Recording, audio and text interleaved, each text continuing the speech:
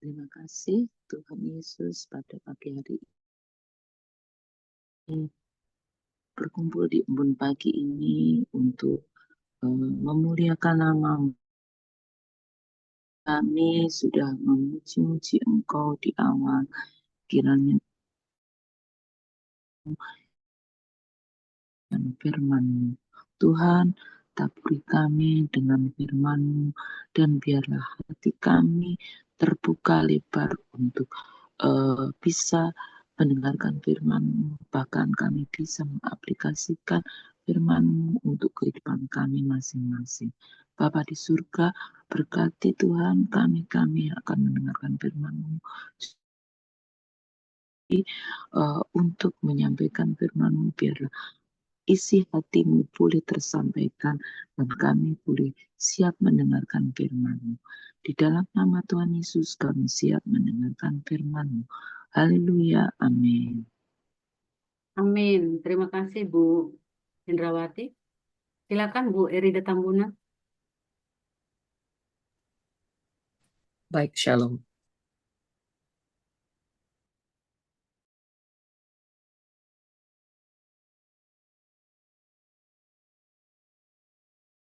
Ibu buka mikrofonnya Bu, tertutup lagi Bu. Ya, baik. Oke. 3 tahun lamanya orang tinggal aman dengan tidak ada perang antara Aram dan Israel. Pada tahun yang ketiga pergilah Yosafat, Raja Yehuda, kepada Raja Israel. Berkatalah Raja Israel kepada pegawai-pegawainya, tahukah kamu bahwa Ramot Gilead sebenarnya milik kita? Tetapi kita tinggal diam saja dan tidak merebutnya dari tangan Raja negeri Aram. Lalu katanya kepada Yosafat, maukah engkau pergi bersama-sama aku untuk memerangi Ramot Gilead? Jawab Yosafat kepada Raja Israel, kita sama-sama, aku dan engkau, rakyatku dan rakyatmu, kudaku dan kudamu. Tetapi Yosafat berkata kepada Raja Israel, baiklah, tanyakan dahulu firman Tuhan. Lalu Raja Israel mengumpulkan para nabi, kira-kira 400 orang banyaknya. Kemudian bertanyalah ia kepada mereka, apakah aku boleh pergi berperang melawan Ramot Gilead atau aku membatalkannya? Jawab mereka, majulah, Tuhan akan menyerahkannya ke dalam tangan raja. Tetapi Yosafat bertanya, tidak adakah lagi di sini seorang nabi Tuhan supaya dengan perantaranya kita dapat meminta petunjuk? Jawab Raja Israel kepada Yosafat, masih ada seorang lagi yang dengan perantaranya dapat diminta petunjuk Tuhan, tetapi aku membenci dia, sebab tidak pernah ia membuatkan yang baik tentang aku, melainkan malapetaka. Orang itu ialah Mika bin Yimla. Kata Yosafat, janganlah raja berkata demikian. Kemudian Raja Israel memanggil seorang pegawai istana, katanya, jemputlah Mika bin Yimla dengan segera. Sementara Raja Israel dan Yosafat, Raja Yehuda, duduk masing-masing di atas tahtanya dengan pakaian kebesaran di suatu tempat pengirikan di depan pintu gerbang Samaria, dengan semua nabi itu bernubuat di depan mereka. Maka Zedekiah bin Kenaana membuat tanduk-tanduk besi lalu berkata, beginilah firman Tuhan, dengan ini engkau akan menanduk Aram sampai engkau menghabiskan mereka. Juga semua nabi itu bernubuat demikian, katanya, majulah ke Ramot Gilead dan engkau akan beruntung. Tuhan akan menyerahkannya ke dalam tangan raja.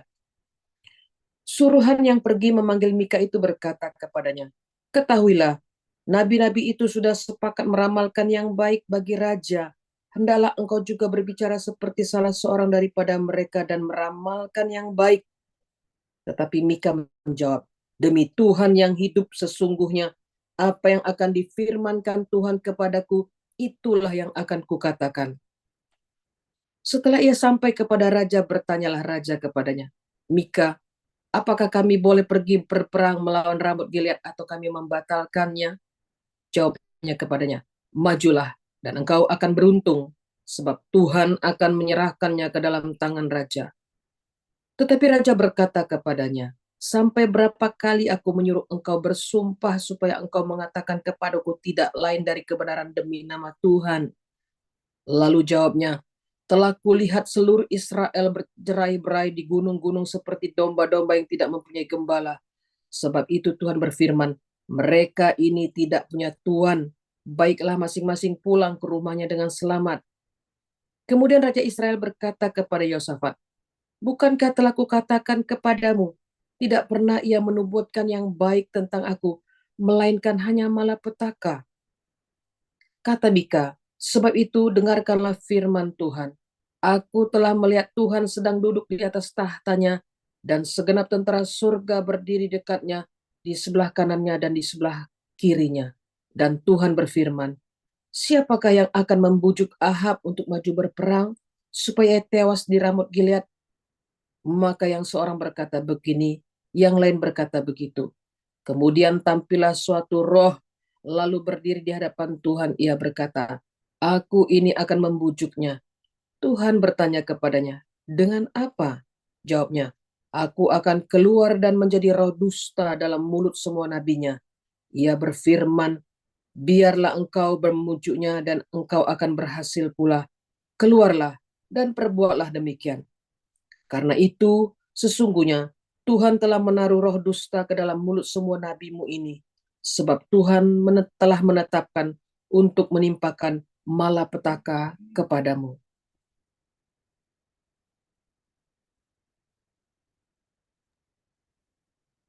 Lanjut Ibu Putut. Sesudah itu tampillah Yedekia bin Kenaana, ditamparnyalah pipi Mika serta berkata, mana boleh roh Tuhan pindah daripadaku untuk berbicara kepadamu. Tetapi Mika menjawab, sesungguhnya engkau akan melihatnya pada hari engkau lari dari satu kamar ke kamar yang lain untuk menyembunyikan diri. Berkatalah Raja Israel, tangkaplah Mika, bawa dia kembali kepada Amon, penguasa kota, dan kepada Yoas anak raja. Dan katakan, beginilah titah raja, masukkan orang ini ke dalam penjara, dan beri dia makan roti dan minum air serta sedikit sampai aku pulang dengan selamat. Tetapi jawab Mika, jika benar-benar engkau pulang dengan selamat, tentulah Tuhan tidak berfirman dengan perantaraanku. Lalu disambungnya, dengarlah hai bangsa-bangsa sekalian. Sesudah itu, majulah Raja Israel dengan Yosafat, Raja Yehuda, ke Ramot Gilead. Raja Israel berkata kepada Yosafat, aku akan menyamar dan masuk pertempuran, tetapi engkau pakailah pakaian kebesaranmu, lalu menyamarlah Raja Israel kemudian masuk ke pertempuran. Adapun Raja negeri Aram telah memberi perintah kepada para panglima pasukan keretanya, 32 orang banyaknya. Demikian janganlah kamu berperang melawan sembarang orang, melainkan melawan Raja Israel saja. Segera sesudah para panglima pasukan kereta itu melihat Yosafat, mereka berkata, itu pasti Raja Israel. Lalu majulah mereka untuk menyerang dia, tetapi Yosafat berteriak. Segera sesudah para panglima pasukan kereta itu melihat bahwa dia bukanlah Raja Israel, maka undurlah mereka daripadanya. Tetapi seseorang menarik panahnya dan menembak dengan sembarangan saja dan mengenai Raja Israel di antara sambungan baju jirahnya. Kemudian ia berkata kepada pengemudi keretanya, putar, bawa aku keluar dari pertempuran sebab aku sudah luka. Tetapi pertempuran itu bertambah seru pada hari itu, dan raja tetap ditopang, berdiri di dalam kereta berhadapan dengan orang Aram itu sampai ia mati pada waktu petang. Darahnya mengalir dari lukanya ke dalam palung kereta. Kira-kira pada waktu matahari terbenam, terdengarlah teriakan di sepanjang barisan tentara itu. Masing-masing ke kotanya, masing-masing ke negerinya. Raja sudah mati, maka pulanglah mereka ke Samaria, lalu mereka menguburkan raja di Samaria.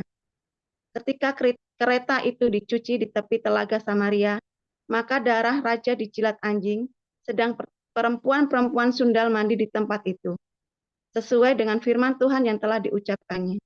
Selebihnya, dari riwayat Ahab dan segala yang dilakukan serta istana gading dan segala kota yang didirikannya. Bukankah semuanya itu tertulis dalam kitab sejarah raja-raja Israel? Demikianlah Ahab mendapat perhentian bersama-sama dengan nenek moyangnya, maka Ahazia anaknya menjadi raja menggantikan dia. Yosafat anak Asa menjadi raja atas Yehuda dalam tahun keempat zaman Ahab Raja Israel.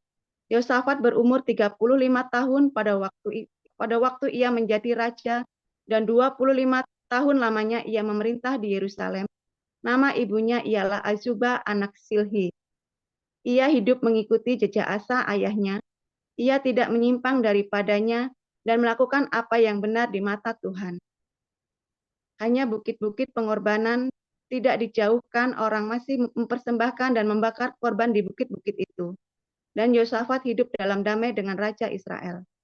Selebihnya dari riwayat Yosafat dan kepahlawanan yang dilakukan dan bagaimana ia berperang, bukankah semuanya itu tertulis dalam kitab sejarah Raja Yehuda?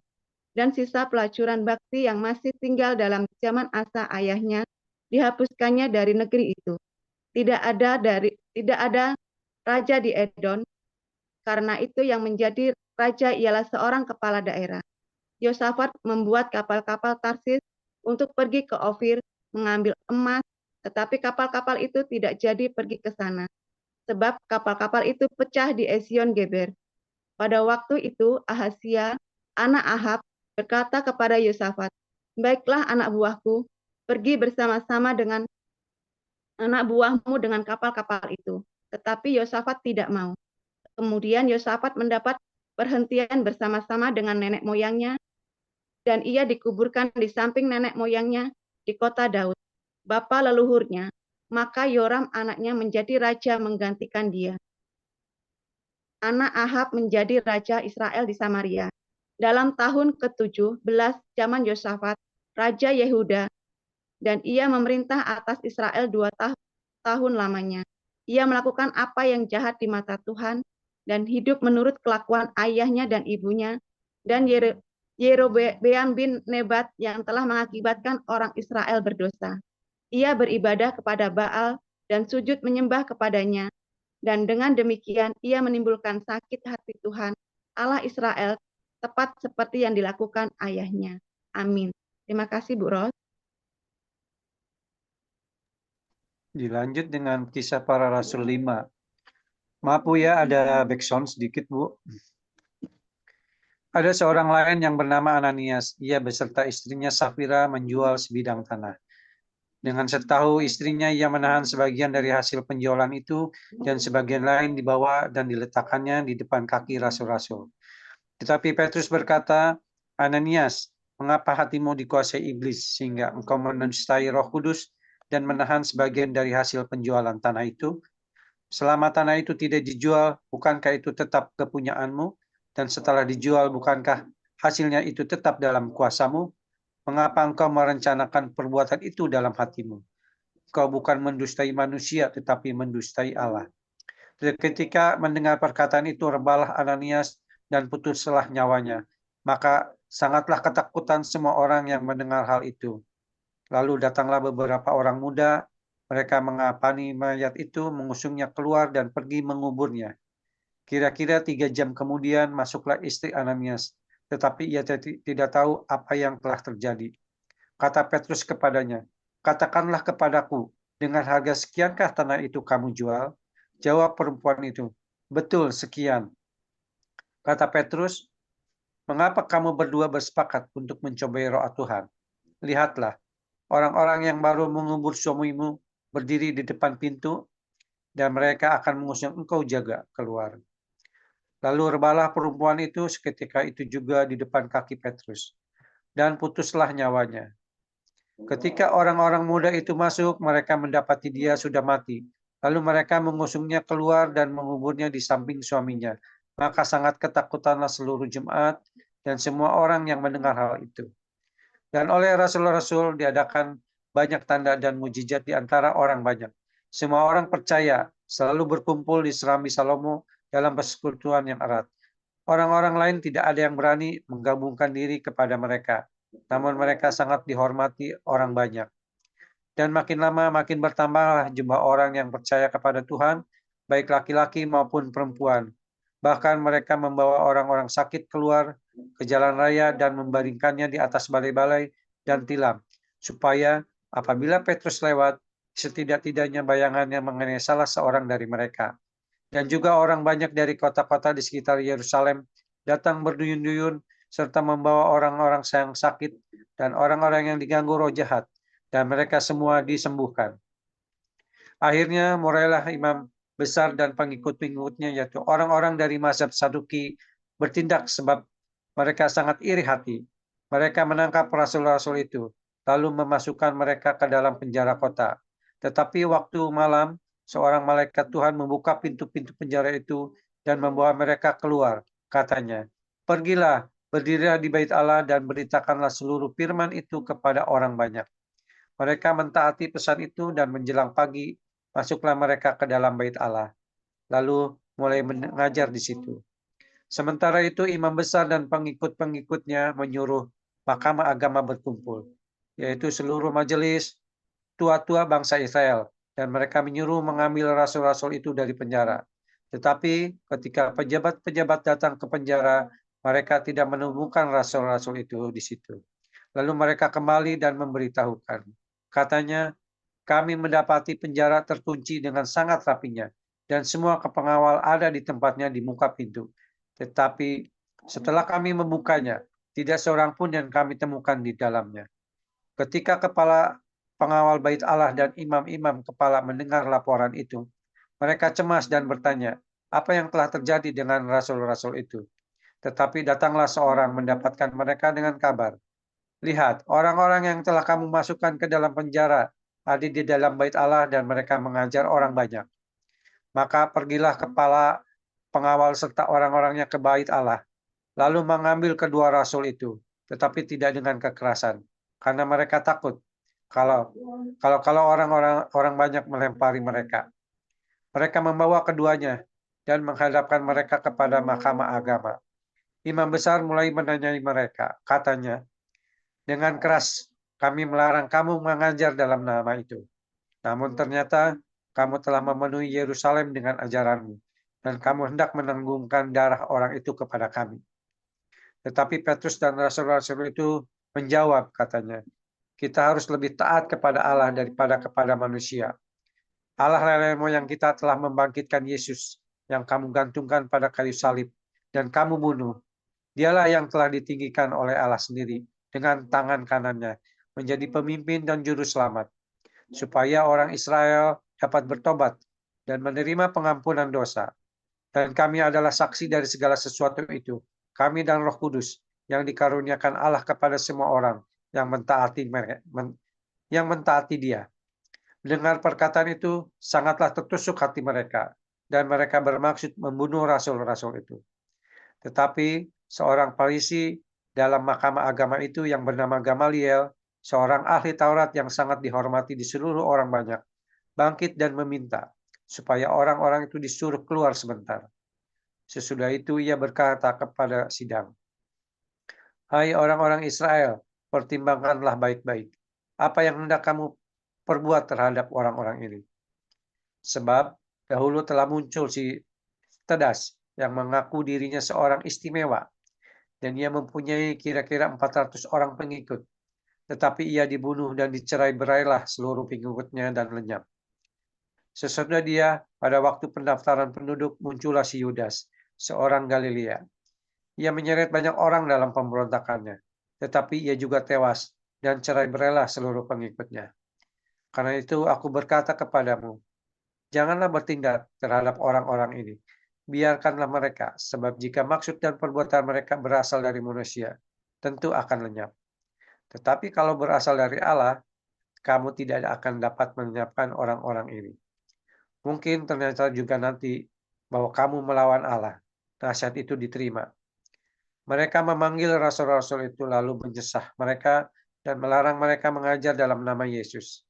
Sesudah itu mereka dilepaskan.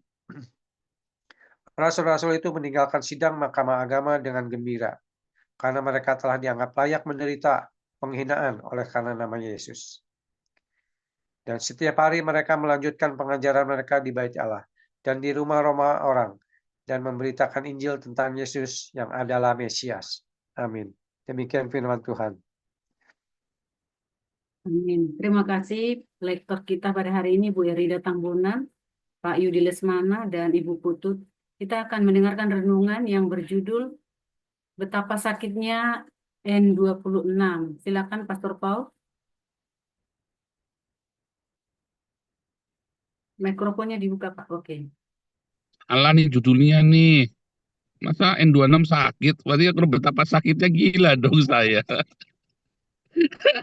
Aduh, ini Oh, moderatornya maaf, menghujat Nabi Pastor. Iya, 26. Ini penghujatan maaf. terhadap Nabi 26 ini. Betapa saktinya, maaf. Silakan, Pastor. Itu nanti saya kenakan pasal penistaan anu loh, penistaan agama. Nanti pasal berapa ya? Si KC kena berapa 10 tahun tuh kan.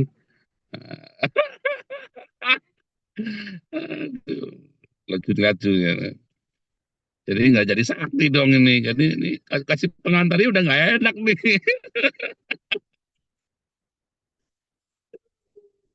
Mau kasih pembuka aja jadi udah nggak asik ini. Udahlah ganti dah. Aduh, ganti strategi dah. Aduh, ganti strategi ntar kami kan sebentar ya 1 menit.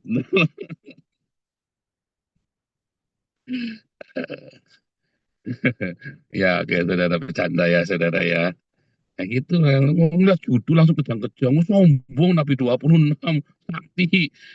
Iya saudara, orang baru ngeliat judul ini supaya kalian terbiasa. Kalau ngeliat judul, ngeliat bungkus, ngeliat kulit, jangan langsung kejang-kejang. Nah, ini kayak Bu Ros ini kan, langsung betapa sakit dia, tapi 20 ngaku-ngaku sakti kan. Orang kalau ngaku-ngaku sakti, biasanya dia sakit memang saudara ya. Jadi kalau ada bilang, saya ini Nabi yang paling sakti, ya biasanya dia sakit saudara. Ya kan, saya ini yang paling hebat ini, ya biasanya dia orang sakit saudara ya.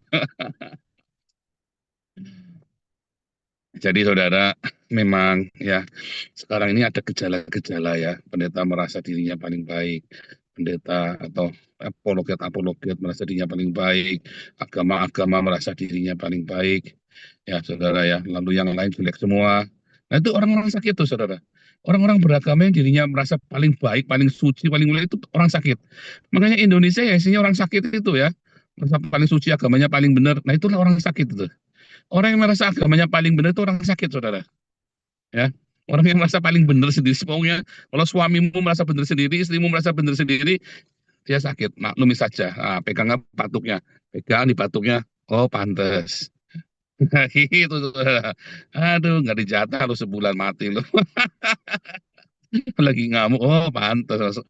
Ya, saya benar ya, paling benar ya, paling benar ya. Berarti biasanya dia lagi sakit, saudara ya. Karena yang benar hanya Tuhan Yesus. Nah, saudara, ketika kita belajar ya firman Tuhan. Tadi kan barusan pengenalan Bible study ya menjadi murid Kristus. Proses saudara ya. Semua melalui proses. Orang kalau sudah lahir baru, dia tidak akan berdosa lagi. Tapi ya saudara, ada yang namanya hukum proses, pendewasaan. Ya, bedakan salah dengan dosa. Makanya kan Daud berkata, ya dalam kesalahan dalam dosa aku diperanakan, dalam kesalahan aku di kandung ibuku. Ya kan? Dibedakan antara dosa dengan salah. Ya. Orang kalau sudah lahir baru dia tidak akan berdosa lagi. 1 Yohanes 3:9 karena ada benih ilahi di dalamnya. Tapi ngitung 1 tambah 1 sama dengan 3 masih bisa nggak saudara?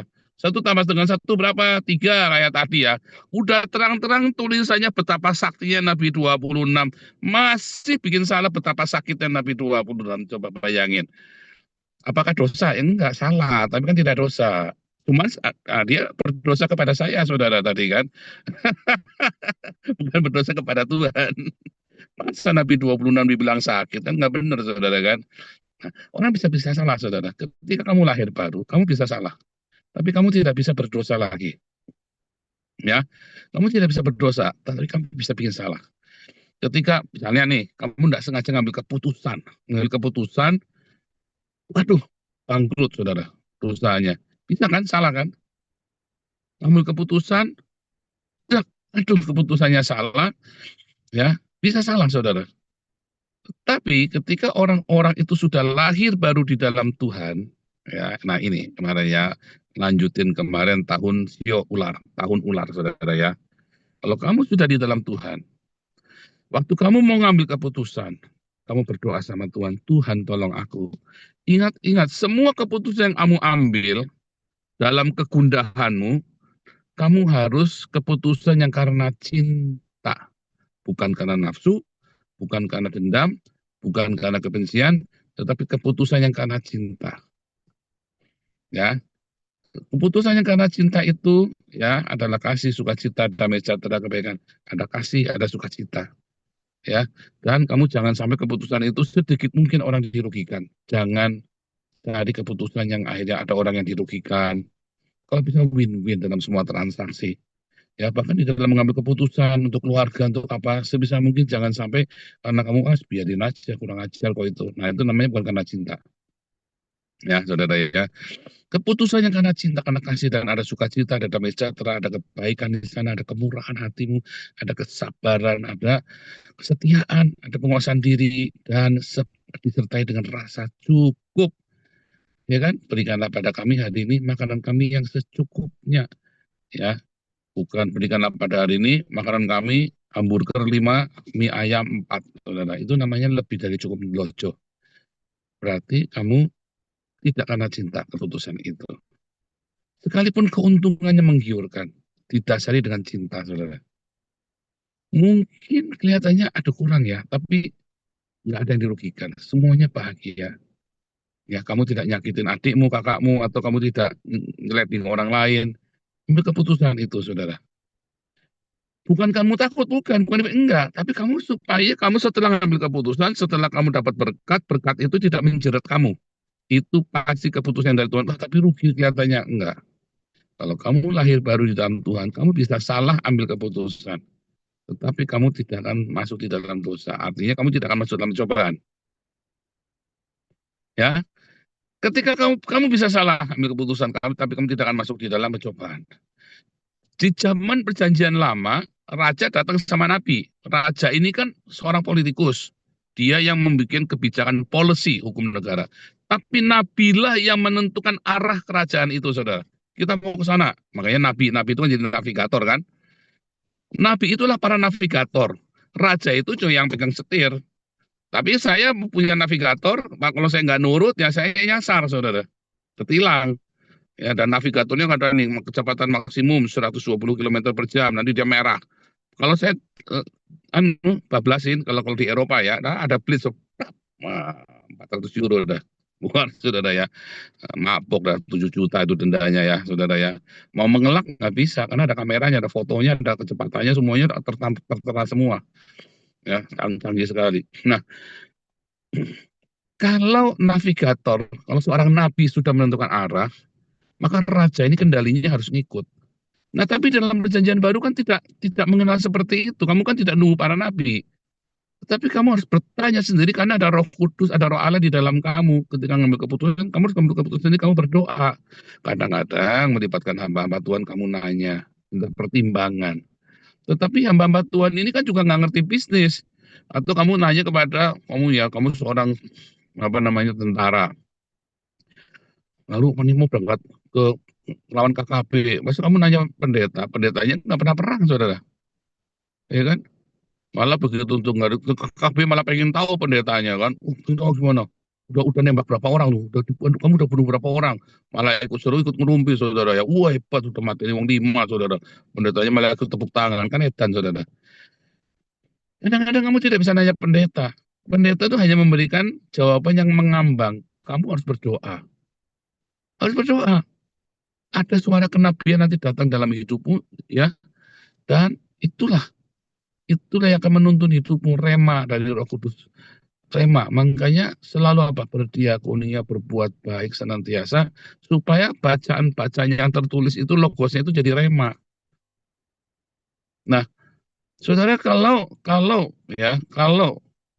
orang-orang yang sudah percaya, ngakunya percaya Tuhan, tetapi hidupnya tidak dipenuhi rema, ya nggak heran kalau dia ngaku-ngaku dengar suara Tuhan, suaranya salah terus. Karena nggak sakti dia, kurang sakti. Saudara. Itu yang saya bilang kurang sakti itu loh. Kenapa dia bisa sakti? Ya karena dia rema. Dari mana rema itu? Ya logosnya disertai dengan cinta, dipraktekkan cintanya. Maka dia akan menjadi lihai di dalam mempraktekkan cinta. Dia akan menjadi ahli di dalam mempraktekkan cinta. Ketika dia menjadi ahli di dalam mempraktekkan cinta, maka ketika ada sesuatu yang tidak pas, dia bisa ngerti, saudara. ini kayaknya nanti akan ujung-ujungnya nih ribut ini. Ya stop, jangan deh daripada ribut. Gitu saudara ya, daripada ribut. Dan kalau sampai ribut, ya sudah aku tak diam saja, mungkin salah paham, ilmu kamu belum nyampe. Saya berapa kali bilang ya, aduh ilmunya belum nyampe, nggak usah ribut. Ilmunya belum nyampe. Nah kita nggak bisa paksakan orang untuk ilmunya sama-sama kita. Ya kita yang turun kelas, saudara, terpaksa. Nah, tetapi kalau kamu mendengar selalu rema dari surga, itulah orang-orang yang dibilang sakti itu, saudara. Dia bisa tepat di dalam ketetapan Tuhan. Itu yang namanya dituntun oleh Roh Kudus. Dan orang-orang yang dituntun oleh Roh Kudus, maka dia hidupnya ada kasih, sukacita, damai sejahtera, kebaikan, kemurahan. Itu tadi. Taunya dari situ. Hidupmu tiap harinya gimana? Hidupmu gerasa gerusuk, nggak ada kesabaran. Ya, berarti kamu belum dituntun Roh Kudus. Itu bagaimana hidupnya kamu, waduh, emosinan. Hidupnya gimana, saudara? Ternyata ya nggak setia, ya kan? Ya berarti kamu belum ada. Ternyata hidupmu penuh dengan yang menggerutu. Ya berarti kamu belum dituntun oleh Roh Kudus. Ya, saudara ya. Nah, orang-orang yang takut akan Tuhan ini, saudara ya, maka hidupnya akan disertai dengan oleh surga. Nah, itu namanya orang sakti mandraguna tadi ya. Makanya selalu tepat di dalam ketetapan Tuhan, sekalipun keputusannya itu salah, karena dia lakukan dengan penuh cinta, maka Allah turut bekerja dalam segala sesuatu. Aduh, kelihatannya salah nih. Tapi nggak taunya kesalahan itu membuat kamu menjadi sesuatu yang besar. Orang kalau sudah lahir baru, tidak akan bisa berdosa lagi. Salah bisa, saudara, tapi nggak bisa bikin dosa. Dari kesalahan itulah terjadi pengalaman dengan Tuhan, metanoia. Perubahan akal budi. Oh, ternyata ini artinya ini. Selama ini aku kok tidak mengerti ya. Dibukakan lagi satu-satu sama Tuhan. Nah, orang bisa salah, saudara. Tapi mungkin dia bisa salah menafsirkan. Tapi suatu hari kalau dia tetap mengasihi Tuhan, Tuhan akan benerin dia, asal dia jangan gengsi, asal dia jangan keras hati, Tuhan akan masuk ke dia. Ya, saudara ya.